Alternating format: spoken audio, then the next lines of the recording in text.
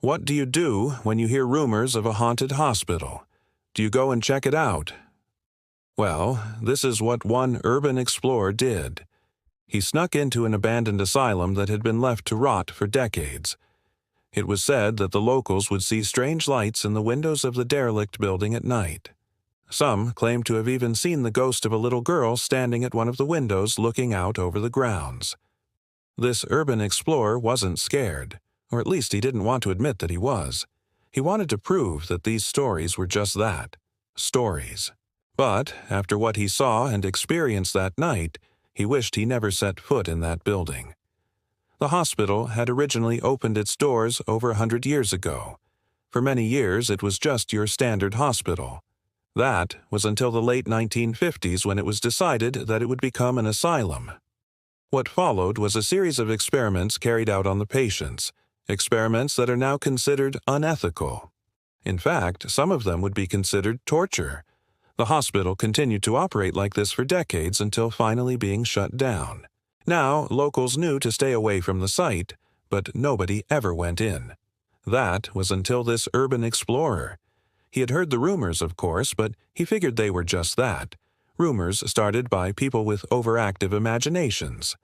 The thing was, though, despite the fact that the place had been abandoned for so long, it seemed to be in almost perfect condition. The roof wasn't caved in, the windows weren't shattered. It almost looked like whoever had been working there had simply locked up shop and left. And what made it even stranger was that nothing appeared to be damaged. It was just dusty. The explorer had expected to find graffiti all over the place, perhaps broken furniture and general vandalism, but there was none of that. Instead, it looked like the entire hospital had just been put on pause. As he made his way through the eerily silent hospital, he noticed something else. The further he walked, the colder it became. He pulled his jacket tighter around him and quickened his pace. He didn't want to spend the night here, but he hadn't found anything of interest yet, so he decided to continue exploring. He came across several different wards, each with rows upon rows of beds. Some of them still had blankets on them, as if the patients had just got up and left. Of course, that was impossible. But why had he not come across any human remains then? Shouldn't there have been bones in some of the beds? He had no answer to that question, but he soon found another. He came across an operating theater. As he stepped inside, he noticed a pair of scissors lying on the floor. Picking them up, he could feel the coldness radiating from them. He threw them back down onto the floor, disgusted at the thought of having just touched something that had likely been used to cut open people's bodies.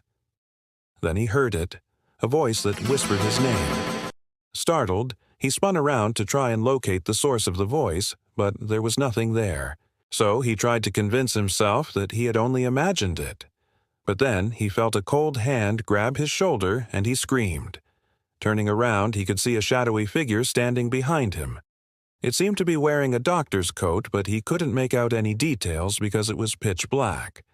The apparition stood silently staring at him before it turned and floated down a hallway. He wanted to chase after it, but his legs felt like they were filled with lead. He tried to move, but he couldn't.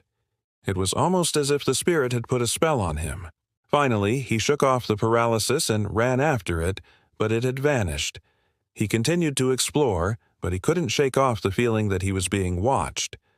Every time he turned around, he could feel eyes boring into him. Then he began to notice things moving. A chair that was pulled up to a desk scooted back a few inches. A file that was sitting on the desk rose up into the air and flew across the room. He ran, terrified, but wherever he went, strange things happened. Doors slammed shut behind him. Windows that were boarded up from the outside were smashed from the inside. And he kept seeing that shadowy figure watching him from afar. He needed to get out of there, but he had no idea where the exit was. The front door, of course, was locked. The windows were either boarded up or made of solid concrete, so there was only one way out, the same way that he had come in. But how did he get out when the doors were locked? It took him a while, but he eventually found a staff bathroom with a window that opened onto a fire escape. He climbed out onto the fire escape and began making his way to the roof. He could hear chains dragging metal moans as if the building itself was in pain.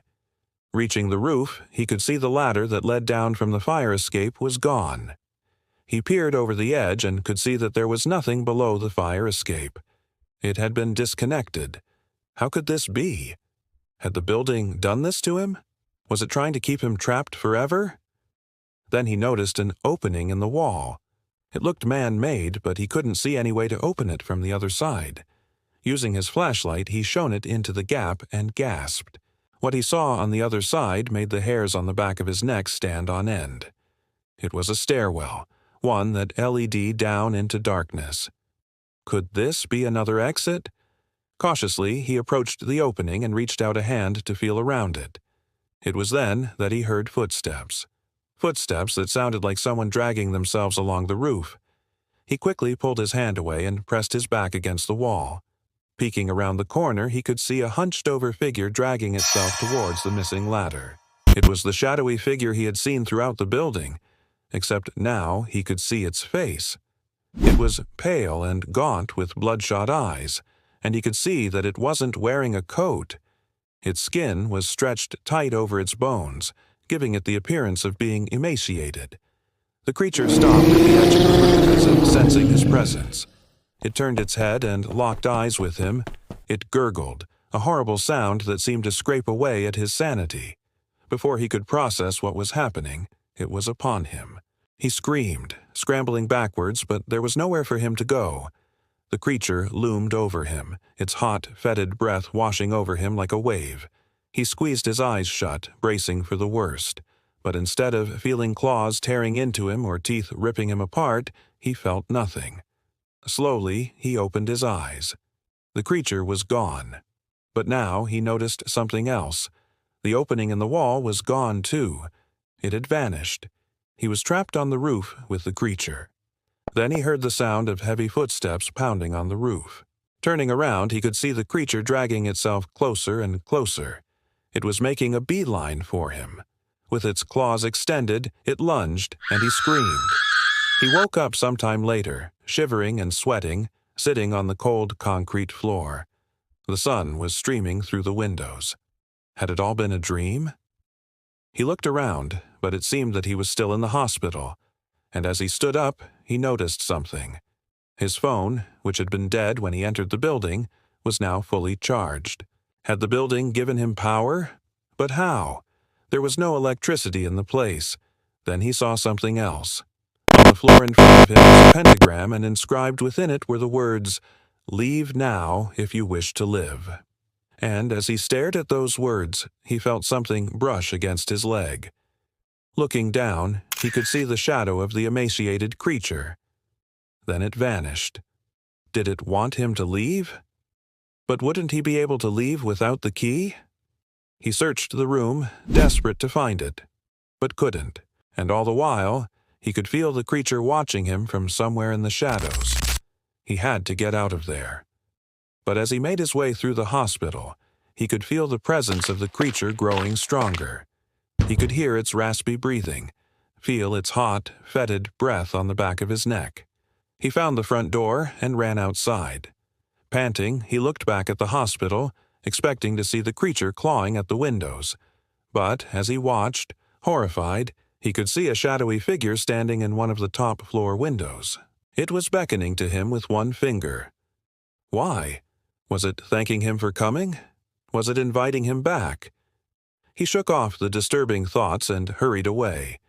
But the next day, his friends reported him missing. They never found his body, but some believe it's trapped inside the hospital forever. Others say it's the hospital's newest patient.